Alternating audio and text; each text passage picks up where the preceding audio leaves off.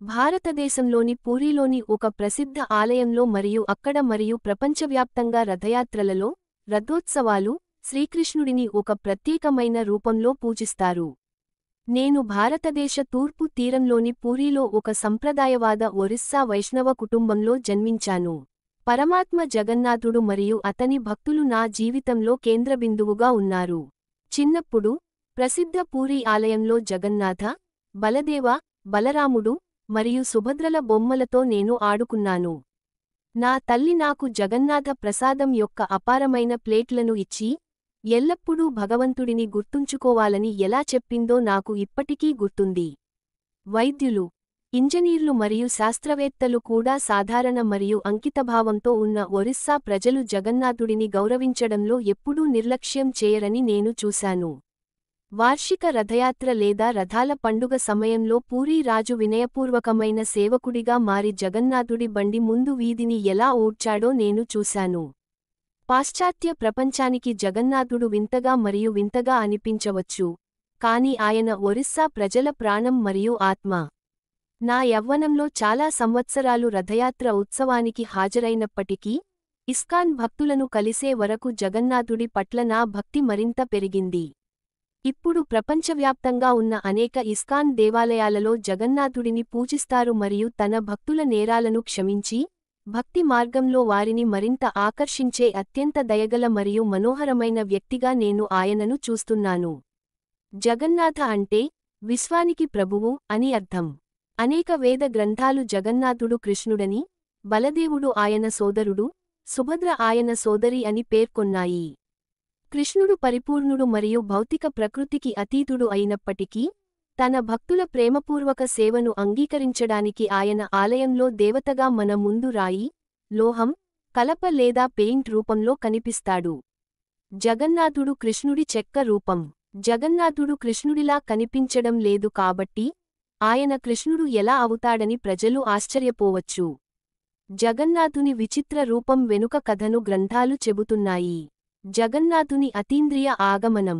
నీల మాధవ అనే అందమైన నీలిరంగు దేవతను కలలో చూసిన తర్వాత కృష్ణుడి దేవత రూపాన్ని వెతకడానికి ఇంద్రద్యుమ్నుడు చేసిన అన్వేషణను స్కంద పురాణం వివరిస్తుంది. ఈ పేరు నీలమణి రంగును వివరిస్తుంది. నీల అంటే నీలం, మరియు మాధవుడు కృష్ణుడి పేర్లలో ఒకటి. ఇంద్రద్యుమ్నుడు నీల మాధవుడిని కనుగొనడానికి అన్ని దిశలకు దూతలను పంపాడు మరియు విద్యాపతి అనే బ్రాహ్మణుడు విజయవంతంగా తిరిగి వచ్చాడు.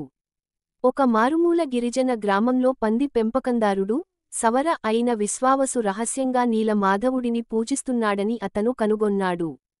అయితే, తరువాత విద్యాపతి ఇంద్రద్యుమ్నుడితో ఆ ప్రదేశానికి తిరిగి వచ్చినప్పుడు, నీల మాధవుడు లేడు.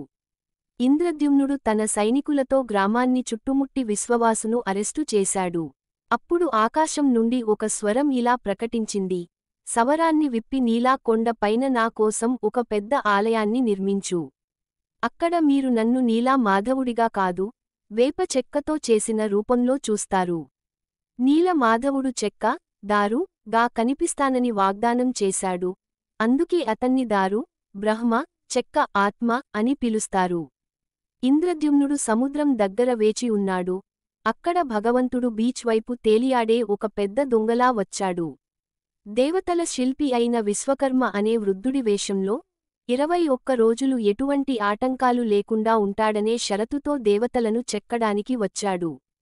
ఇంద్రద్యుమ్నుడు అంగీకరించాడు మరియు కళాకారుడు తాళం వేసిన తలుపుల వెనుక పనిచేశాడు. అయితే, సమయం ముగిసేలోపు, శబ్దం ఆగిపోయింది, మరియు ఇంద్రద్యుమ్నుడి తీవ్రమైన ఉత్సుకత అతన్ని తలుపులు తెరవమని ప్రేరేపించింది. విశ్వకర్మ అదృశ్యమయ్యాడు. గదిలో, జగన్నాథ, బలదేవ, మరియు సుభద్ర అనే ముగ్గురు దేవతలు అసంపూర్తిగా కనిపించారు, చేతులు లేదా కాళ్ళు లేకుండా, మరియు ఇంద్రద్యుమ్నుడు భగవంతుడిని బాధపెట్టాడని భావించి చాలా కలత చెందాడు.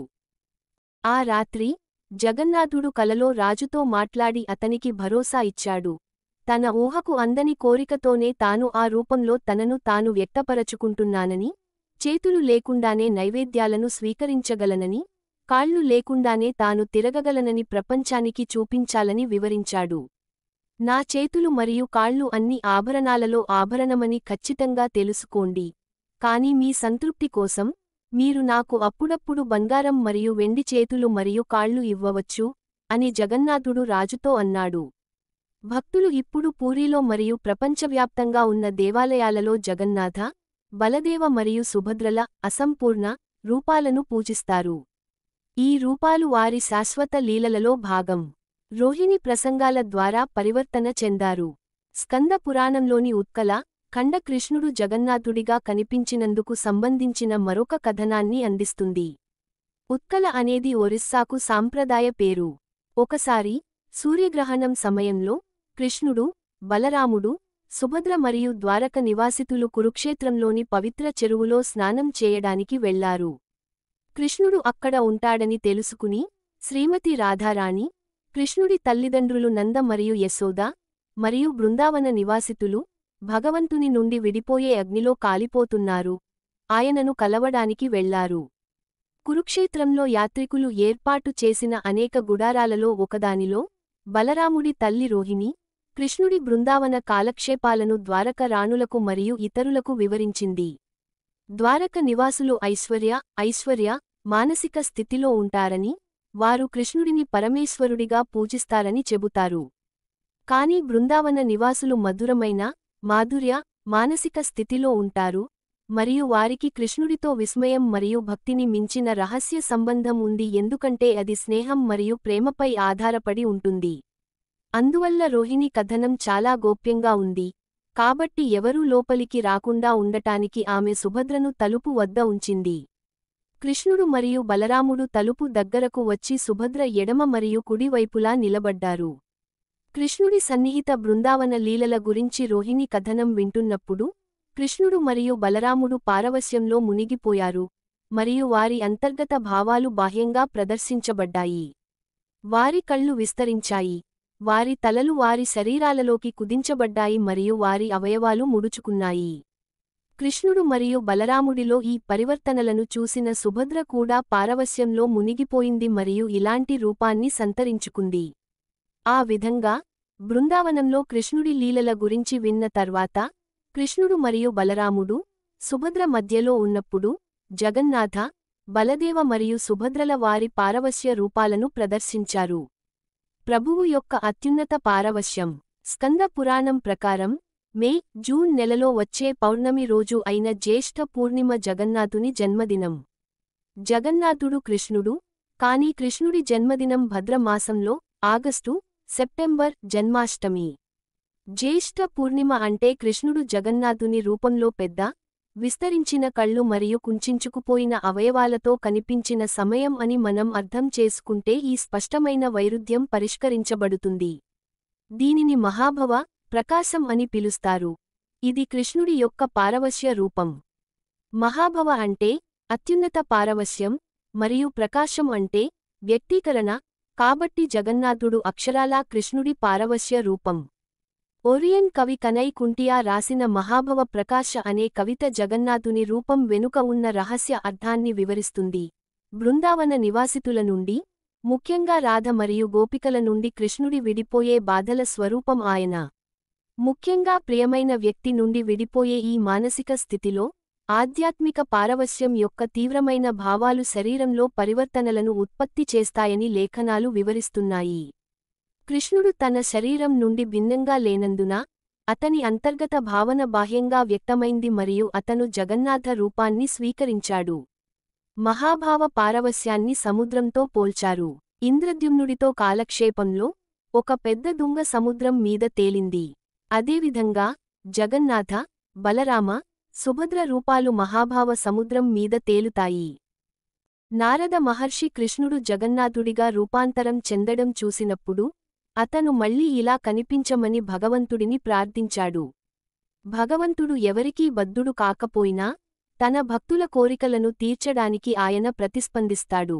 గర్గ సంహితలో కృష్ణుడు 1.27.4 ఇలా పేర్కొన్నాడు: నేను నిండి ఉన్నాను, అన్ని ఇతిహాసాలు ఒకదానిలో ఉన్నాయి. అయినప్పటికీ నేను నా భక్తుని కోరికకు లొంగిపోయి అతను కోరుకున్న రూపంలో వస్తాను.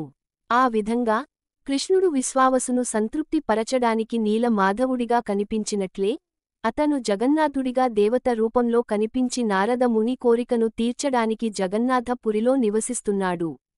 కృష్ణుడి ఈ ప్రత్యేక రూపాన్ని పతిత పావన అని కూడా పిలుస్తారు. అంటే పతనమైన వారి రక్షకుడు, మరియు అతని శ్రోతలను సరైన స్పృహతో స్వీకరించే ఎవరికైనా ఆధ్యాత్మిక విముక్తి లభిస్తుంది. బృందావన కృష్ణునిగా జగన్నాథుడు. జగన్నాథుడిని తరచుగా ద్వారక కృష్ణుడితో గుర్తించినప్పటికీ, ఐశ్వర్యవంతమైన మానసిక స్థితిలో, అతని వాస్తవమైన కానీ గోప్యమైన గుర్తింపు బృందావన కృష్ణుడిగా, రాధారాణి ప్రేమికుడిగా ఉంటుంది. జగన్నాథ చైతన్యం ఇలా చెబుతోంది: రాధ జగన్నాథ హృదయంలో ఉంటాడు, శ్రీకృష్ణుడు కూడా అలాగే ఉంటాడు. కృష్ణుడు తన సంబంధాల ద్వారా, ముఖ్యంగా బృందావన నివాసులతో ఉన్న సంబంధాల ద్వారా ప్రసిద్ధి చెందాడు మరియు భక్తులు కొన్నిసార్లు జగన్నాథుడిని ఈ విధంగా ప్రస్తావిస్తారు: జగన్నాథుడిని రాధారాణి భార్యగా పరిగణిస్తారు. ఆమె కృష్ణుడితో బృందావన మానసిక స్థితిలో మాత్రమే సహవాసం చేస్తుంది. రాధారాణి పట్ల కృష్ణుడికి ఉన్న ప్రేమ వల్ల కలిగిన పారవస్యం కృష్ణుడిని జగన్నాథ రూపంలోకి మార్చడానికి కారణమైంది. ఒరియా కవి బనమాలి ఇలా పాడాడు: ఓ జగన్నాథ, యశోద పెంపుడు కొడుకు, నీ రాధ చటక పక్షిలాంటిది, నీవు నీ కృపగా కురిపించే స్వచ్ఛమైన వర్షపు చినుకులను మాత్రమే తాగుతుంది. బృందావనంలో కృష్ణుడు మనోహరంగా 3 రెట్లు వంగిన రూపాన్ని, త్రిభంగా, లలిత, తీసుకుంటాడు మరియు అతను నెమలి ఈకను ధరించి తన వేణువును వాయిస్తాడు. జగన్నాథష్టకం, శ్లోకం 2 జగన్నాథుడిని ఈ మానసిక స్థితితో గుర్తిస్తుంది. తన ఎడమ చేతిలో జగన్నాథుడు వేణువును పట్టుకున్నాడు. అతని తలపై అతను నెమలి ఈకలను ధరించాడు మరియు అతని తుంటిపై అతను సన్నని పసుపు పట్టు వస్త్రాన్ని ధరించాడు. తన కళ్ల మూలల నుండి అతను తన ప్రేమగల భక్తులపై పక్క చూపులను ప్రసాదిస్తాడు మరియు అతను ఎల్లప్పుడూ తన దివ్య నివాసమైన బృందావనంలో తన లీలల ద్వారా తనను తాను వెల్లడిస్తాడు. ఆ జగన్నాథ స్వామి నా దర్శనార్థం కావాలి.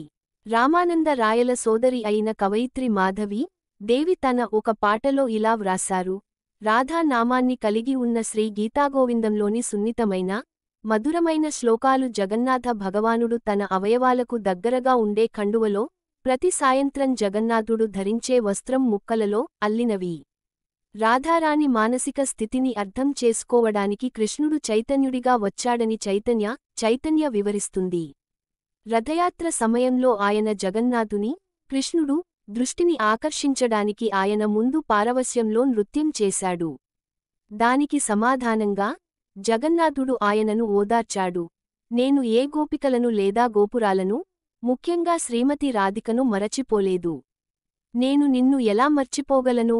నారద ముని గోప కుమారుడికి బృహద్ భాగవతామృతం మే 2/2012-214 లో ఇలా వెల్లడించాడు: శ్రీకృష్ణదేవుడికి తన అందమైన మధుర ధామం ఎంత ప్రియమైనదో ఆ పురుషోత్తమ క్షేత్రం కూడా అంతే ప్రియమైనది. అక్కడ భగవంతుడు తన అత్యున్నత వైభవాన్ని ప్రదర్శిస్తాడు మరియు ప్రపంచంలోని ఒక సాధారణ వ్యక్తిలా వ్యవహరించడం ద్వారా తన భక్తులను ఆకర్షిస్తాడు. మరియు మీరు అక్కడికి వెళ్లి ఆయనను చూసిన తర్వాత కూడా పూర్తిగా సంతృప్తి చెందకపోతే, మీరు కోరుకున్న లక్ష్యాన్ని సాధించడానికి మార్గంగా కనీసం కొంతకాలం అక్కడే ఉండండి. వాస్తవానికి, మీ అంతిమ లక్ష్యం కృష్ణుడి కమల పాదపద్మాలపై స్వచ్ఛమైన ప్రేమ, దైవిక గోపికల జీవితం మరియు ఆత్మ, భగవంతుని స్వంత వ్రజ భూమి యొక్క మానసిక స్థితిని అనుసరించే ప్రేమ. మీరు దాని కంటే వేరే లక్ష్యాన్ని కోరుకోరు. జగన్నాథుడి పట్ల ప్రేమ కృష్ణుడి ప్రేమ, ఇది మన అంతిమ లక్ష్యం. కృష్ణుడు జగన్నాథ రూపంలో అందరికీ అందుబాటులో ఉన్నాడు. జగన్నాథుడు మరెవరో కాదు కృష్ణుడు కాబట్టి, ఆయన నివాసం బృందావనంతో సమానం. అక్కడ కృష్ణుడు తన బాల్య కాలక్షేపాలను చేస్తాడు. జగన్నాథపురి, పురుషోత్తమ క్షేత్రం, శ్రీక్షేత్రం మరియు నీలాచలం, నీలి పర్వతం యొక్క ప్రదేశం అని కూడా పిలుస్తారు. కృష్ణుడి అన్ని బృందావన కాలక్షేపాలను, లీలలు కలిగి ఉంటుంది, అయినప్పటికీ అవి భౌతిక కళ్లకు దాచబడి ఉండవచ్చు. వైష్ణవ తంత్రం ఇలా చెబుతోంది: గోకుల, మధుర మరియు ద్వారకలలో శ్రీకృష్ణుడి లీలలు ఏవి వ్యక్తమవుతాయో అవన్నీ నీలాచలం, శ్రీక్షేత్రంలో కనిపిస్తాయి.